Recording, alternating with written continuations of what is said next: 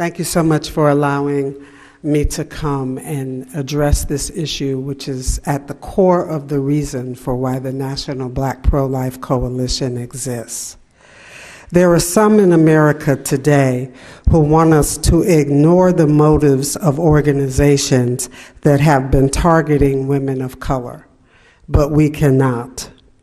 Race became an issue in the reproductive health care debate with the introduction of Margaret Sanger and Clarence Gamble's Negro Project in 1939 that sought to bring about a major birth rate reduction among American Negroes. The Planned Parenthood Federation of America has never renounced this project, and we believe it is in operation today.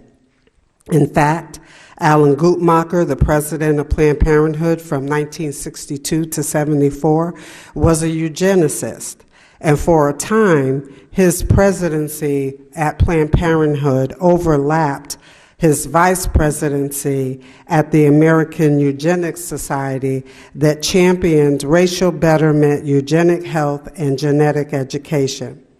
It was with this ideology that he guided the organization into the era of abortion on demand.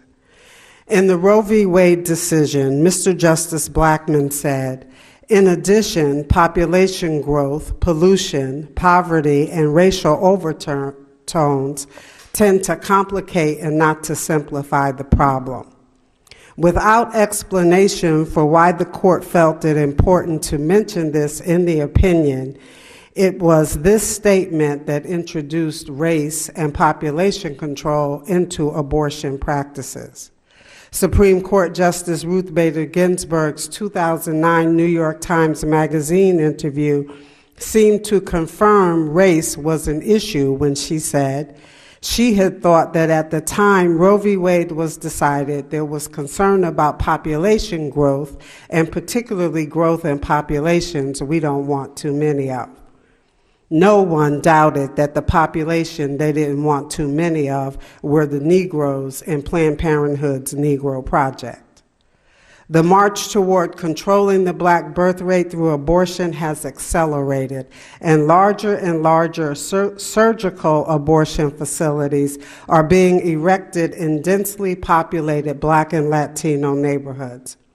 A 2012 study completed by Protecting Black Life of Cincinnati, Ohio, revealed that more than 79% of Planned Parenthood's surgical centers are located within a 2-mile walking radius of a Black or Latino neighborhood. In their 2008-2009 tax filing, Planned Parenthood acknowledged their mission is to achieve a United States population of stable size. One example of the tools that they use to achieve that goal is found in the Certificate of Public Need submitted to the Virginia Department of Health in 2012.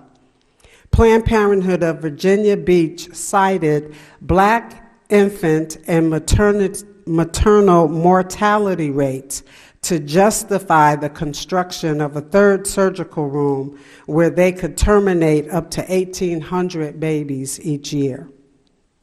In hearings for a Prenda-like bill in Georgia in 2010, a young white female testified that she had gotten pregnant at age 14 by a Black male. Her mother forced her to abort the child, stating that she could not bring that little Black so-and-so into her home. Despite telling every worker in the Augusta, Georgia Planned Parenthood, including the doctor, that she wanted her child, they aborted her baby. Margot Davison, a Black Pennsylvania Democrat, was endorsed by Planned Parenthood in her 2010 race for the State House. Ms. Davison's cousin, Samika Shaw, was 5 months pregnant, and she died after a botched abortion in Gosnell Center.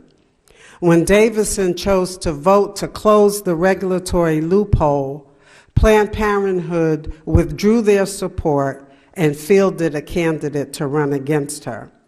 In 2012, an abortion doctor in Charlotte, North Carolina, publicly stated his motive for doing abortions was to keep ugly Black babies from being born and a burden to taxpayers. We are asking that the Congress take action to provide relief through enacting PRENDA. Thank you so much.